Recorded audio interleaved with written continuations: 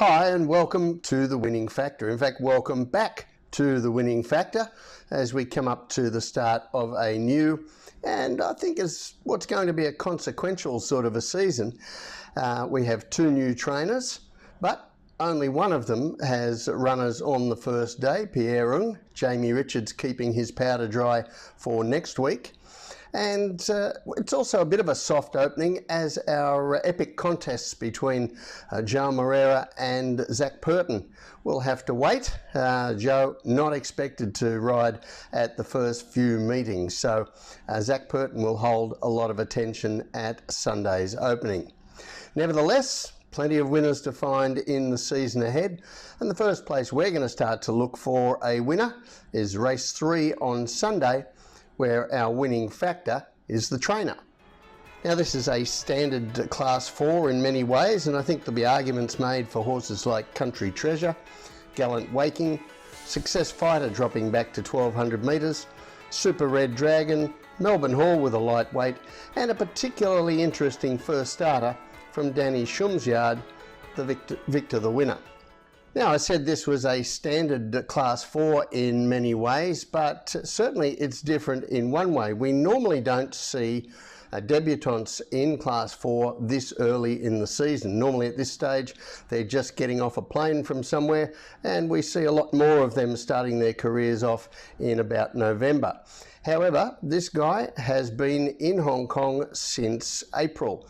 Danny hasn't taken a really rapid approach with him. In fact, he's had a slow, steady build-up. Doesn't appear to have missed a trick during that time here, and has had 2 trials. One of those in June, where he won well, and another just a week ago, where he again won with plenty in hand. And we're going to take a look at his win. So this is September 3, batch number 5, and in barrier 8 for Matthew Poon here in yellow and blue colours, you see Victor the Winner shows good pace to lead as he did in his first trial last season, and he's really very comfortable throughout the running of this.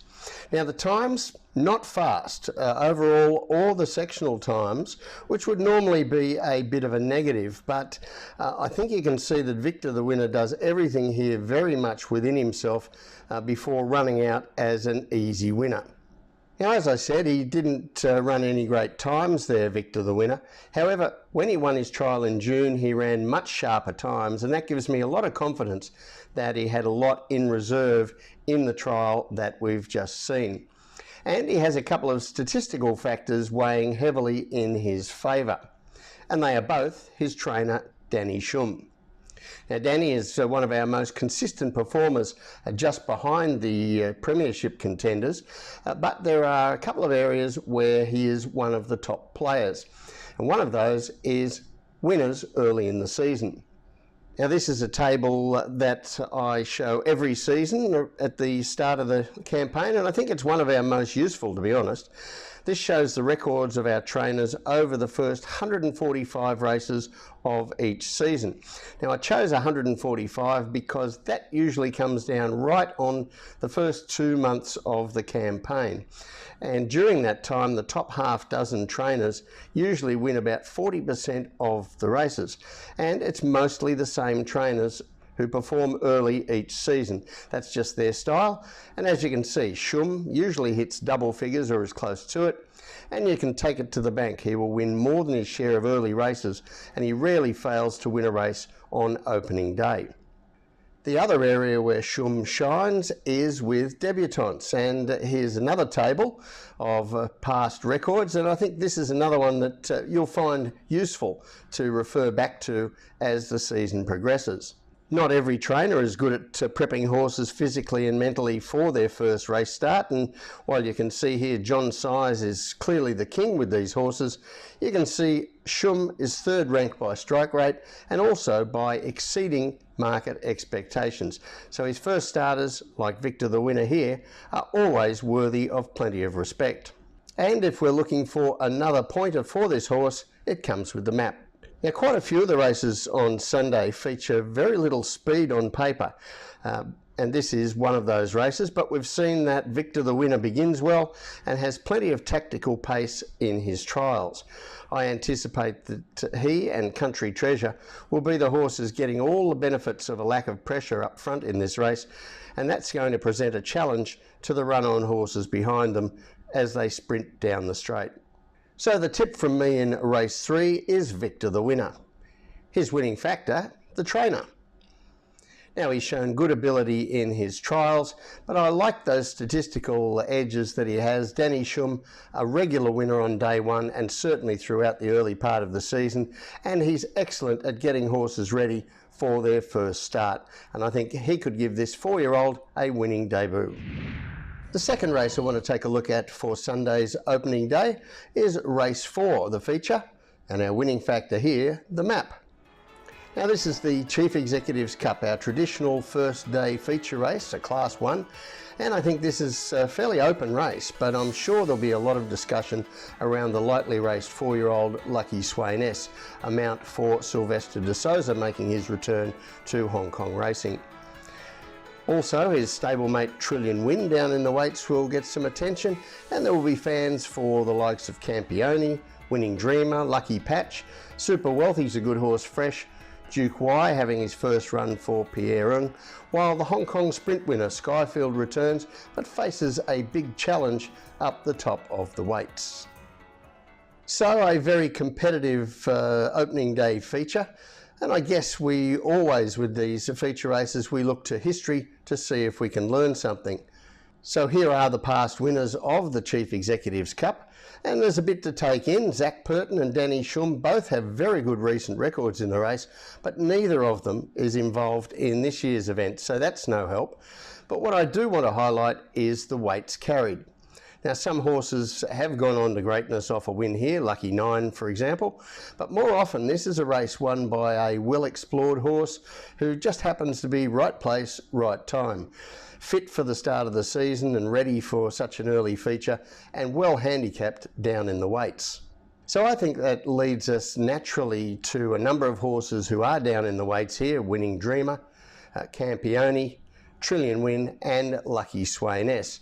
And I think it's time to visit our winning factor in the race, the map, because when we take a look at the map, I think there's a clear edge tactically to one of those 4 horses over the other 3. So I do think this race will be run at a true pace, unlike many on the day. There is speed from Trillion Win, Lucky Swainess, Campione, and Harmony and Rich is a regular leader, and even Lucky Patch has his share of speed. So half the field is going to be pushing forward for positions early, and it's going to give every horse their chance to get into the race.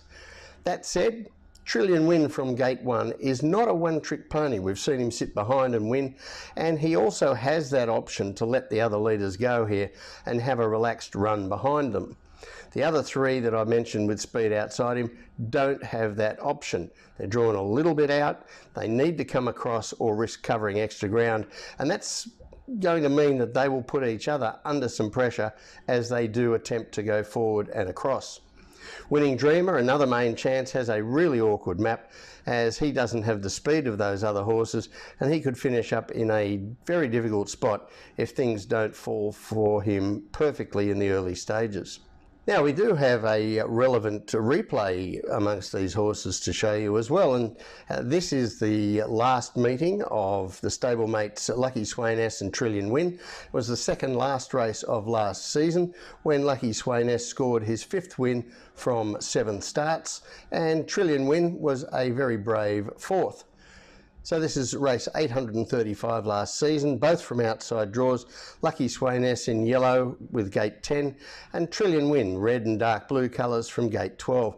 Now we see Zach Purton charge Lucky Swainess out early to cross to the rail and the lead, and he soon has him in front controlling the speed. But Trillion Win, he's out wider for longer, and eventually he has to push forward to get outside the leader after working under the top weight. Now, on the heat map, that did tick things up during the middle stages as he pressed forward, and you can see that the 2 leaders did do some work mid-race, and the race was therefore set up for both of them to get run down.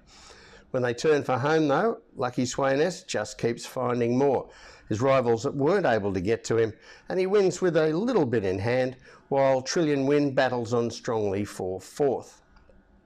This time, Trillion Win gets a weight turnaround against Lucky Sweynesse of £11, and he also draws inside his stablemate. So with that in mind, the tip in race 4 is Trillion Win. His winning factor, the map. Yes, there is the weight swing in his favour as well. I don't know if that would have been enough to turn the tables if they were going to have the same runs as last time.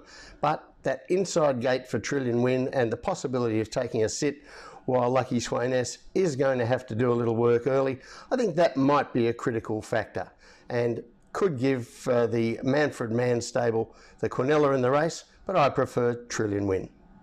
Well, that's it from the winning factor for this week. Good luck in the season ahead. We'll see you next time.